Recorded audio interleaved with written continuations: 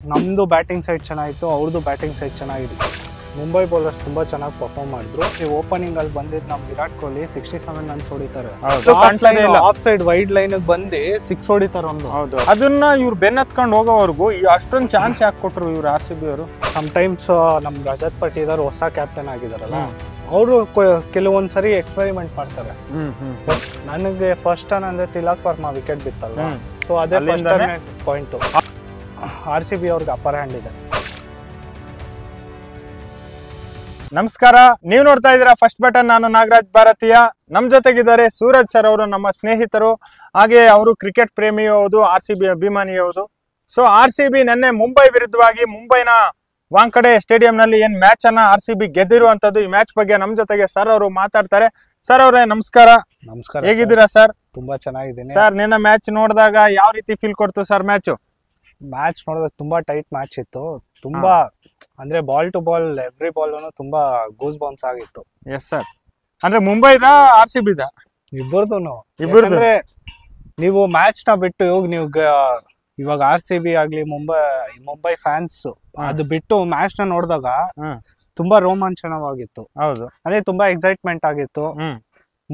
Mostly like ನಮ್ದು batting side ಚೆನ್ನಾಗಿತ್ತು, ಅವ್ರದ್ದು ಬ್ಯಾಟಿಂಗ್ ಸೈಡ್ ಚೆನ್ನಾಗಿತ್ತು. ಬಾಲ್ ಟು ಬಾಲ್ ಚೇಸಿಂಗ್ ಏನಿತ್ತಲ್ಲ ತುಂಬಾ ಕ್ಲೋಸ್ ಆಗಿತ್ತು.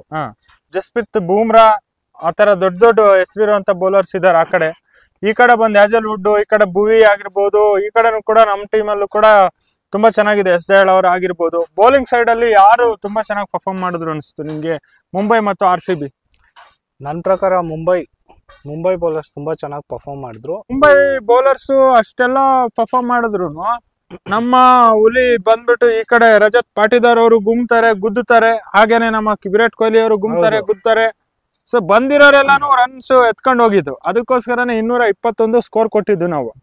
ಸೊ ಆ ಒಂದು ಸ್ಕೋರ್ ಕೊಡೋದಕ್ಕೆ ಬೌಲಿಂಗ್ ಯೂನಿಟ್ ಗಿಂತ ನನ್ನ ಪ್ರಕಾರ ಈ ಬ್ಯಾಟರ್ ಸೈಡ್ ಇಂದ ಬಂದಂತ ಒಳ್ಳೆ ಪರ್ಫಾರ್ಮೆನ್ಸ್ ಕಾರಣ ಬ್ಯಾಟಿಂಗ್ ಇತ್ತು ಗೊತ್ತಾ. ಆ ಬ್ಯಾಟಿಂಗ್ ನೀವು ನೋಡಕ್ ಹೋದ್ರೆ ನಮ್ ರಜತ್ ಪಟ್ಟಿದಾರ್, ವಿರಾಟ್ ಕೊಹ್ಲಿ ಮೇನ್ಲಿ ಓಪನಿಂಗ್ ಅಲ್ಲಿ ಬಂದಿದ್ ನಮ್ ವಿರಾಟ್ ಕೊಹ್ಲಿ 67 ರನ್ಸ್ ಹೊಡಿತಾರೆ. ಹೌದು. ಅದಾದ್ಮೇಲೆ ನಮ್ ರಜತ್ ಪಟ್ಟಿದಾರ್ ಥರ್ಡ್ ನಂಬರ್ ಅಲ್ಲಿ ಬಂದು ಅವ್ರೊಂದು 64 ಹೊಡಿತಾರೆ. ಓಕೆ. ಅದಾದ್ಮೇಲೆ ಇವ್ರದ್ದು ಲಿವಿಂಗ್ಸ್ಟನ್ ಅವ್ರದ್ದು ಮಿಸ್ ಆಯ್ತು. ಲಿವಿಂಗ್ಸ್ಟನ್ ಅವ್ರದ್ದು ಮಿಸ್ ಆಯ್ತು. ಬ್ಯಾಟಿಂಗ್ ಚೆನ್ನಾಗಿ. ಜಿತೇಶ್ ಶರ್ಮಾ ಬಂದು ಅವ್ರದ್ದು ಒಂದು ಕ್ಯಾಮಿಯೋ ಇರ್ತಾ ಗೊತ್ತಾ. ಇಷ್ಟು ರನ್ಸ್ ಒಳ್ಳೊಳ್ಳೆ ಗುದ್ದುತ್ತಾರೆ ಸರ್. ಸಿಕ್ಸಸ್ ಹೆಂಗ್ ಗುದ್ತಾರೆ ಅಂದ್ರೆ ಸೀದಾ ಹೋಗ್ಬಿಟ್ಟು ಎಲ್ಲೂ ಆಫ್ ಸೈಡ್ ವೈಡ್ ಲೈನ್ ಬಂದು 6 ಹೊಡಿತಾರ ಒಂದು. ಅದ್ ನೋಡ್ಬೇಕು ಎಷ್ಟು ಐಕಾನಿಕ್ ಆಗಿತ್ತಂತೆ. ಸೂಪರ್ ಆಗಿತ್ತು ಹುಡುಗ. Wicket keeper batsman.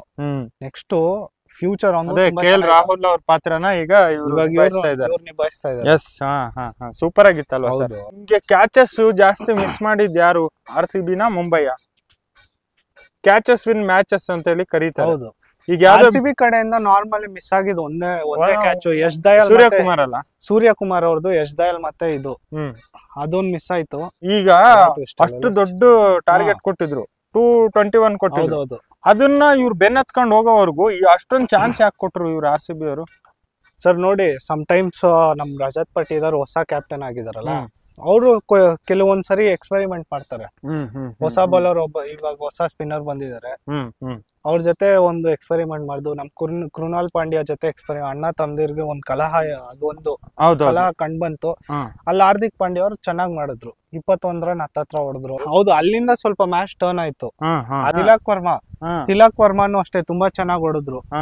Tilak Verma ಹ್ಯಾಜಲ್ವುಡ್ ಗೆ ಅವ್ರಿಗೆಲ್ಲ ತರಾಟೆಗೆ ತಗೊಂಡ್ಬಿಟ್ರು. ಒಂದ್ ಕಡೆಯಿಂದ ಚಳಿ ಜ್ವರ ಬಿಡಿಸಿದಾರೆ. ನೆನ್ನೆ ದೊಡ್ಡ ದೊಡ್ಡ ಬೌಲರ್ಸ್ ಅಷ್ಟೇ ತುಂಬಾ ಚೆನ್ನಾಗಿ ಹೊಡೆದ್ರು. ಹೌದು ಸರ್. ಅಂದ್ರೆ ಇವಾಗ 19ನೇ ಓವರ್ ನಲ್ಲಿ ಹ್ಯಾಜಲ್ವುಡ್ ಅವರು ತುಂಬಾ ಪರ್ಫಾರ್ಮ್ ಮಾಡಿದ್ರು, ಚೆನ್ನಾಗಿ ವಿಕೆಟ್ ತಗೊಳ್ತಾರೆ. ಭುವಿ ಅವರು, ಹಾರ್ದಿಕ್ ಅವರು ವಿಕೆಟ್ ತಗೊಳ್ತಾರೆ. ಹಾರ್ದಿಕ್ ವಿಕೆಟ್ ಹೋದ ತಕ್ಷಣ ಕುರ್ನಾಲ್ಗೆ ಟರ್ನ್ ಆಗದ್ ಮ್ಯಾಚ್. ಫಸ್ಟ್ ಟರ್ನ್ ಯಾರು ಅಂತಂದ್ರೆ ಹ್ಯಾಜಲ್ವುಡ್ ಅಂತ ಅನ್ಸಲಿಲ್ಲ ನಿಮ್ಗೆ 19th ಓವರ್ ಅಲ್ಲಿ? ನನಗೆ ಫಸ್ಟ್ ಟರ್ನ್ ಅಂದ್ರೆ ತಿಲಕ್ ವರ್ಮಾ ವಿಕೆಟ್ ಬಿತ್ತಲ್ವಾ, ಸೊ ಅದೇ ಪಾಯಿಂಟ್. ಇದನ್ ಪಾರ್ಟ್ನರ್ಶಿಪ್ ನ ಮುರಿದ್ರಲ್ಲ, ಮುರಿಲಿಲ್ಲ ಅಂದಿದ್ರೆ ಸರ್ ತುಂಬಾ ಕಷ್ಟ ಆಗ್ತಾ ಇತ್ತು ನಮ್ ಬೌಲರ್ಸ್ಗೆ. ಸೊ ಅಲ್ಲಿ ಈ ಸೆಂಟ್ರಲ್ ಓವರ್ಸ್ ಇತ್ತು ಗೊತ್ತಾ, ನಮ್ ಸ್ಪಿನ್ ಬೌಲರ್ಸ್ಗೆ ಸ್ವಲ್ಪ ಕಾಟ ಕೊಟ್ರು. ನಮ್ ತಿಲಕ್ ವರ್ಮಾ ಆಗಿರ್ಲಿ, ಸಾರಿ ಇವ್ರು ಹಾರ್ದಿಕ್ ಪಾಂಡ್ಯ, ತಿಲಕ್ ವರ್ಮಾ ತುಂಬಾ ಕಾಟ ಕೊಡ್ತಿದ್ರು. ಅವ್ರದ್ದೊಂದು 100 ಪಾರ್ಟ್ನರ್ಶಿಪ್ ಟೋಟಲ್ ಆಗಿ ಇವಾಗ ಮ್ಯಾಚ್ ನ ಇವಾಗ RCB ಅವರು ಮುಂಬೈನಲ್ಲಿ ತಗೊಂಡಿದ್ದು 10 ವರ್ಷದ ನಂತರ ಗೆದ್ದಿದ್ದಾರೆ. ಹೌದು. ಸೊ ಈಗ ನೆಕ್ಸ್ಟ್ ಇನ್ನು ಯಾವ್ದೇ ಮ್ಯಾಚ್ ಆಡ್ಬೇಕಾದ್ರೂ ಅವ್ರಿಗೊಂದು ಗೆಲುವಿನ ಒಂದು ಹುಮ್ಮಸ್ ಸಿಕ್ಕಿದೆ ಅಂತ ಅನ್ಸುತ್ತಲ್ವಾ ಸರ್? ಹೌದು, ನೀವು ನೋಡ್ಬೋದು ಆ ಕಾನ್ಫಿಡೆನ್ಸ್ ಏನೈತೆ ಅವೇ ಗ್ರೌಂಡ್ ಅಲ್ಲಿ, ಹೋಮ್ ಗ್ರೌಂಡ್ ಗಿಂತ ಅವೇ ಗ್ರೌಂಡ್ ಅಲ್ಲಿ ತುಂಬಾ ಕಾನ್ಫಿಡೆನ್ಸ್, ತುಂಬಾ ಪೊಟೆನ್ಶಿಯಲ್ ತೋರಿಸಿ ಆಡಿಸ್ತಿದಾರೆ ನಮ್ ರಜತ್ ಪಟ್ಟಿದಾರ್ ಅವರು.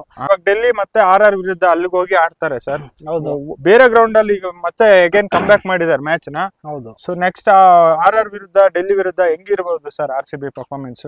ಸರ್ ನಾರ್ಮಲಿ ಪರ್ಫಾರ್ಮೆನ್ಸ್ ನೋಡಕ್ ಬರ್ತಿದ್ರೆ ಸೊ ಡೆಲ್ಲಿ ಅವ್ರಿಗೂ ಸ್ವಲ್ಪ ಭಯ ಇರ್ತದೆ.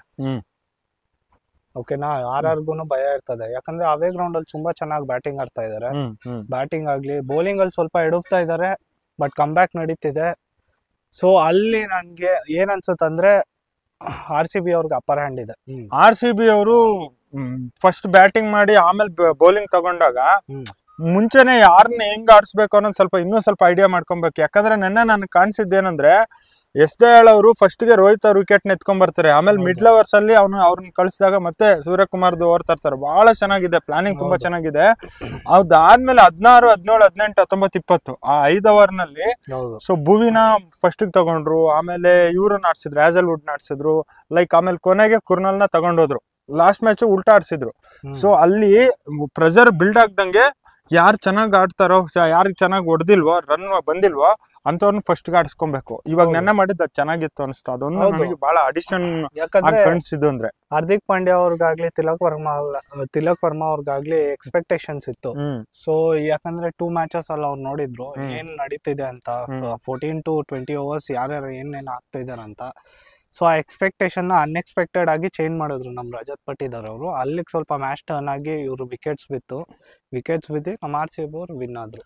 ಸರ್ ಆ ಫಿಲ್ ಸಾಲ್ಟ್ ಏನ್ ಸರ್ ಅಂತ ಕ್ಯಾಚ್ ಹಿಡಿತಾನೆ ಸರ್, ಅವ್ನ್ ಹಿಡಿದ್ಬಿಟ್ಟು ಲೈನ್ ಹತ್ರ ಹೋಗ್ತಿದ್ದಂಗೆ ಅದನ್ನ ಹಾಕಿ ಯಾರು ಇವನ್ ಎತ್ಕೊಂತಾನಲ್ಲ, ಟೀಮ್ ಡೇವಿಡ್ ಎತ್ಕೊಂತಾನೆ, ಎತ್ತಾಕೊಂಡ್ಬಿಟ್ಟು ಕ್ಯಾಚ್ ಒಂಥರ ನಿಜವಾಗ್ಲೂ ಅದು ಮಿರಾಕಲ್ಸ್ ಸರ್. ಅದು ಒಳ್ಳೆ ಫೀಲ್ಡಿಂಗ್ ಇದೆ ಅಂತ ಸರ್. ಅದೆಲ್ಲ ಕಾಮನ್ ಆಗ್ಬಿಡುತ್ತೆ ಇವಾಗ. ಏನಂದ್ರೆ ಅವ್ರು ಆಡ್ತಾ ಇರೋ level IPL level, so international level ಅಲ್ಲಿ ಅದೆಲ್ಲ ಕಾಮನ್. ಹಾ ಸರ್, ಯಾಕಂದ್ರೆ ಅವ್ರ ಫಿಟ್ನೆಸ್ ಲೆವೆಲ್ ಆ ರೇಂಜ್ ಇರ್ತದೆ. ಸೊ ನಾರ್ಮಲ್ ಆಗಿ ನೀವು ಆಗ್ಲಿ, ನಾರ್ಮಲ್ ಯಾರು ಇಲ್ಲಿ ಆಡ್ತಾರೆ ಅವರೆಲ್ಲ ಮಾಡೋದು ಸ್ವಲ್ಪ ಕಷ್ಟ. ಸೊ ಅಟ್ಲೀಟ್ಸ್ ಏನಿರ್ತಾರೆ, ಕ್ರಿಕೆಟ್ ಅಟ್ಲೀಟ್ಸ್, ಅದೆಲ್ಲ ಅವ್ರು ಆಲ್ರೆಡಿ ಪ್ರಾಕ್ಟೀಸ್ ಮಾಡಿರ್ತಾರೆ. ಹೌದೌದು. ಹಾರ್ದಿಕ್ ಹಂಗೆ ಮಾಡ್ತಾನೆ ಸರ್, ಎಲ್ಲಾ ಫೀಲ್ಡ್ ಗೆ ಎಲ್ಲಿದ್ರು ಓಡ್ತಾ ಇರ್ತಾನೆ. ಸೊ ಆ ಒಂದು ಅತ್ಲೀಟ್ ಓಡ್ದಂಗೆ ರನ್ನಿಂಗ್ ಅಲ್ಲಿ ಅವ್ನು ಸಖತ್ತಾಗಿ ಚೇಜು ಮತ್ತೆ ಹಿಡಿಯೋದು ಎಲ್ಲ ಮಾಡ್ತಾ ಇದ್ದ. ಸೊ ಅದನ್ನ ಇವರು ಕೂಡ ಮಾಡಿದ್ರು. ಸೊ ಚೆನ್ನಾಗಾಯ್ತು ಅನ್ಸುತ್ತಲ್ವಾ? ಹೌದು ಸರ್, ಯಾವಾಗ್ಲೂ ಆಗ್ಲಿ ಸ್ಪೋರ್ಟ್ಸ್ ಅಲ್ಲಿ ನೀವು 200% ಕೊಟ್ರೇನೆ ನಡೆಯೋದು. ಸರ್ ಫೈನಲಿ RCB ಅಭಿಮಾನಿಗಳಿಗೆ ಏನ್ ಹೇಳ್ತೀರಾ? ಏನಿಲ್ಲ, ಹಿಂಗೆ ಸಪೋರ್ಟ್ ಮಾಡ್ತಾ ಇರ್ರಿ. ಏನ್ ಹೋಮ್ ಗ್ರೌಂಡ್ ಅಲ್ಲಿ ಸ್ವಲ್ಪ ಕಾನ್ಫಿಡೆನ್ಸ್ ಬೇಕಾಗಿದೆ ನಮ್ಮ ಟೀಮ್ ಅವ್ರಿಗೆ. ಹೋಮ್ ಅಲ್ಲಿ ಎಷ್ಟು ವಿನ್ ಆಗ್ತೀರಿ ಅವೇದಲ್ಲೂ ಇನ್ನ ಜಾಸ್ತಿ ಎಕ್ಸ್ಪೆಕ್ಟೇಷನ್ಸ್ ಜಾಸ್ತಿ ಇರ್ತದೆ ನಮ್ಮ ಸಪೋರ್ಟರ್ಸ್ಗಾಗ್ಲಿ ನಮ್ಮ ಪ್ಲೇಯರ್ಸ್ಗಾಗ್ಲಿ. ಸೊ ಹೋಮ್ ಅಲ್ಲಿ ವಿನ್ ಆದ್ರೆ ಇನ್ನ ಜಾಸ್ತಿ ಖುಷಿನೇ ಇರ್ತದೆ ನಮ್ಗೆ. ಸೊ ನೆಕ್ಸ್ಟ್ ಇನ್ನ ಬರ್ತಾ ಇರೋ ಮ್ಯಾಚಸ್ ಅಲ್ಲಿ ನಮ್ಮ RCB ಗೆಲ್ಲಿ ಈ ಸಲ ಆದ್ರೂ ಕಪ್ಪೆತ್ಲಿ ಅಂತ ಹೋಪ್ಸ್ ಇದೆ. ಒಂದು ಇಷ್ಟೊತ್ತು ನಮ್ ಜೊತೆಗೆ ಮಾತಾಡಿದಂತ ಸೂರಜ್ ಸರ್ ಅವ್ರಿಗೆ ಧನ್ಯವಾದಗಳು. ಸೊ ನಮ್ಮ ಒಂದು RCB ಈ ಸಲ ಕಪ್ ನಮ್ದೆ, ಈ ಸಲ ನೆಕ್ಸ್ಟ್ ಆಡೋ ಎಲ್ಲಾ ಮ್ಯಾಚು ನಮ್ದೆ ಅಂತಂದೇಳಿ ಹೇಳ್ತಾ ಈ ವಿಡಿಯೋನ ಮುಗಿಸ್ತಾ ಇದೀನಿ. ಮತ್ತೊಂದು ವಿಡಿಯೋದಲ್ಲಿ ಸಿಗೋಣ. ಅಲ್ಲಿವರೆಗೂ ನಮಸ್ಕಾರ. ಜೈ ಹಿಂದ್, ಜೈ ಕರ್ನಾಟಕ.